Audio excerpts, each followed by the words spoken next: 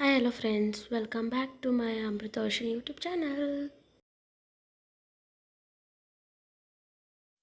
Hi friends, ಇವತ್ತು ಮಂಡ್ಯ ಸ್ಟೈಲಲ್ಲಿ ಉಪ್ಪು ಸಾಂಬಾರು ಖಾರ ಯಾವ ಥರ ಮಾಡೋದು ಅಂತ ನೋಡೋಣ. ಒಂದು ಪಾತ್ರೆಗೆ ಒಣಮೆಣ್ಸಿಕಾಯಿ ತೊಗೊಂಡು ಅದು 10 ಮಿನಿಟ್ಸ್ ಡ್ರೈ ರೋಸ್ಟ್ ಆಗಬೇಕು. ನೆಕ್ಸ್ಟ್ ಡ್ರೈ ರೋಸ್ಟ್ ಮಾಡಿ ಒಂದು ಜಾರಿಗೆ ಒಣಮೆಣ್ಸಿಕಾಯಿ, ಒಂದು ಗೆಡ್ಡೆ ಬೆಳ್ಳುಳ್ಳಿ, ಮೆಣಸು, ಜೀರಿಗೆ,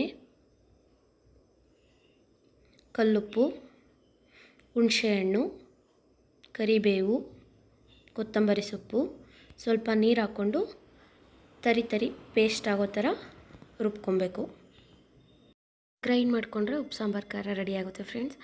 ಇದು ಬಿಸಿ ಬಿಸಿ ಅನ್ನಕ್ಕೆ ಖಾರ ಹಾಕ್ಕೊಂಡು ತಿಂತಿದ್ರೆ ಸಕ್ಕತ್ತಾಗಿರುತ್ತೆ. ಈ ರೆಸಿಪಿ ಇಷ್ಟ ಆಗಿದ್ರೆ ನಮ್ಮ ಚಾನೆಲ್ನ ಸಬ್ಸ್ಕ್ರೈಬ್ ಮಾಡ್ಕೊಳ್ಳಿ. Thank you for watching.